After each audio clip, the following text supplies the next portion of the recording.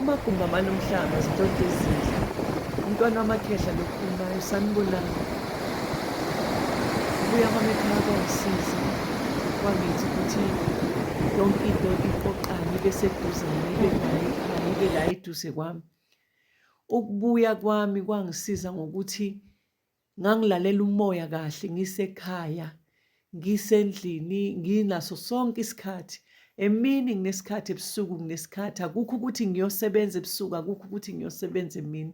Akukho nje, ngangila ekhaya ngivuka ekuseni ngenze okufanelekile, ngivuka ebusuku ngenze ngikhuleke, ngihambe ngemanzini, ngihambe ngiye entabeni, ngihambe ngiye kuphi la kufuneke ngiye khona la ngithunywa khona. Engikubonile kakhulu ukubuya ekhaya kuhle ngoba isikhathi esiningi uyakwazi nokuthi uyokwenza iladi. Ngisho uyathunywa ukuthi uyokwenza iladi, uyatshela uze utshele ukuthi yenza iladi, iladi elikanje kanje, ulenze kanje kanje. Uyabo? Manje isikhathi leso fanele wazi ukuthi indlela yakhona ihamba kanjani. Fanele wazi ukuthi eyakho indlela ikhomba kanjani, eyakho indlela ithi yenze njani.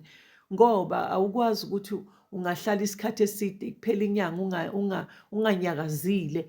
Yingakho ngisho ukuthi ukulalela ama-spirit guide wethu ikona okuhle kakhulu ukuthi sikwenze ngoba size sikholwe ngokubona izinto sesenzekile, usubuyisiwe ekhaya kabuhlungu, sewuhlukane nezinto zakho kabuhlungu, sekwenzeke konke ubuhlungu. Kanti uma besakutshela kahle, besakubonisa kahle ukuthi ubuyele ekhaya, ngathi kungcono kona ukuthi uvele uthathe iy'mpahla zakho ubuyele ekhaya. Yebo, uzobukeka njengohlanya, kodwa-ke ayikho into ozoyenza.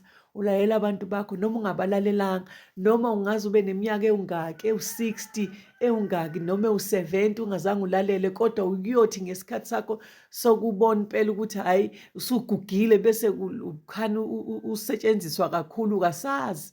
Ngcono ungafisi ukubona ngawe ukuthi hayibo yazi ngahlala mina kodwa manje sebengiyaluzisa sengingaka. Ungafisi ukubona ngawe.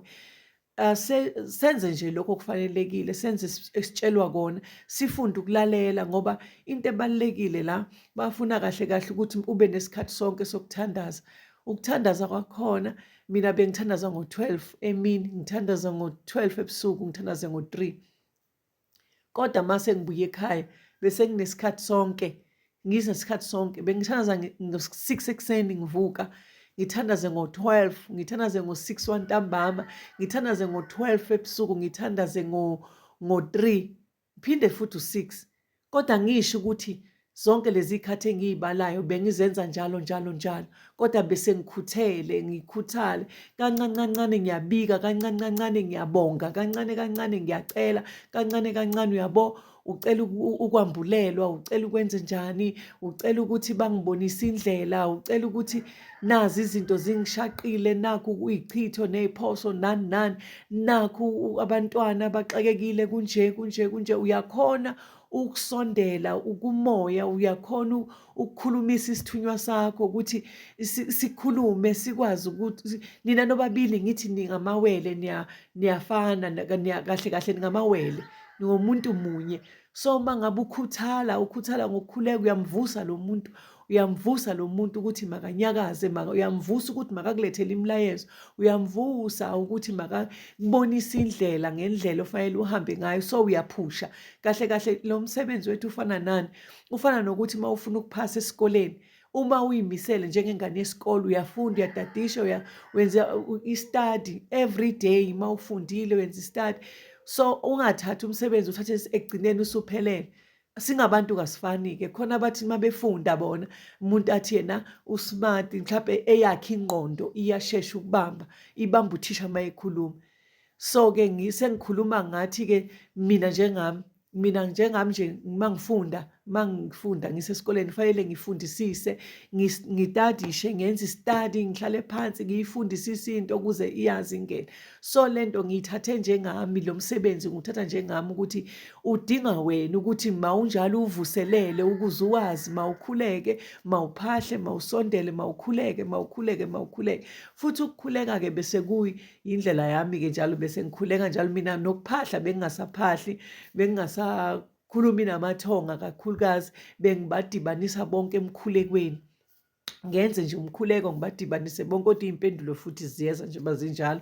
Indlela yami ibiza nje binjalo, ngikhonjwe nje bakunjalo. Akukho engingathi kuhlukile, ngibe ngisengenza kanjalo. So-ke maduzane nje ngezwa nje ngibuyile eFebruwari, ngoJuni sengiyaqala ngiyasebenza, i-date angeke ngize ngiyikhohlwe. Ngaqala ngoJuni ngasebenza, kwathiwa usungasebenza, ngadirekthwa ukuthi ungasebenza kanjani, usebenza ulapha ini, wenza ini, wenza ini, uyabona. Ngaleso sikhathi uma ucabanga kusukela kuFebruwari kuza kuJuni, kuvele sekuseduzane ukuthi ngoba nakhu nje nganginenkani yokuthi hhayi ngizokwenzenjani ekhaya, ngiy'buza ngiy'phendula. So-ke mina ngiyacela ukuthi nawe lapho ukhona, make siyeke ukuy'buza siphendula, make sibayidedele abaphathi bempilo yethu, bayihole impilo yethu, bayiholele la ekukhanyeni khona, bayiholele la bona abayibona ukuthi ifayile ifike khona, ngoba uyathanda awuthandi, awuna-choice. Impilo yakho nje akusiyona eyakho, wawuziphathele, uphathelwe le mpilo. So-ke indaba nje yakho fanele uyazi ukuthi wena ubelesele uyakhuleka, wena wenza uyaphahla, wena uyenza konke okuthiwa makukwenze. Kodwa-ke ngiyakutshela mntana ethiwa angeke uze uyisole, ngoba nawe la uhleli khona njengamanje ngiyazi ukuthi sibaningi abantu ekuthiwa masiqala ukusebenza kodwa silokhu sithi hhayi angakabi ready. Mina side kabi lesi sikhathi, angiqalanga ukusebenza ngaleso sikhathi bethe angiqala, ngahlala kodwa ngilokhu ngibhizi ngenza futhi ngoba i-initiation ayimile. Noma ngabe kuthiwa uyaqala uyasebenza but uyaqhubeka, i-initiation uyo-initiate nje ngoba uyafundiswa njalo endleleni ukuthi usula, even ney'gaba ziyadlula, ziyaphakama, azifani iy'gaba, uyakhuliswa kule ndlela kamoya. So-ke vumela ukukhula, vumela ukuthi uqaliswe ukusebenza, vumela ukuthi i-initiation yakho ifike la sekuthiwa qala khona ukusebenza. Izofika kanjani-ke? Izofika ngawe ngokukhuthala, izofika ngomkhuleko, izofika ngokwenza bathi kwenze, izofika ngokuthi ngelilanga uma bethi ungadli namhlanje ungadli, uma bethi ngelilanga hamba ufike uguqe kanje, uthandaze kuphi ukwenze. Ngiyanithanda kakhulu, nginithanda kakhulu. Ngicela ni-like and subscribe bese niyakhomenta below. Nginithanda kakhulu. Bye.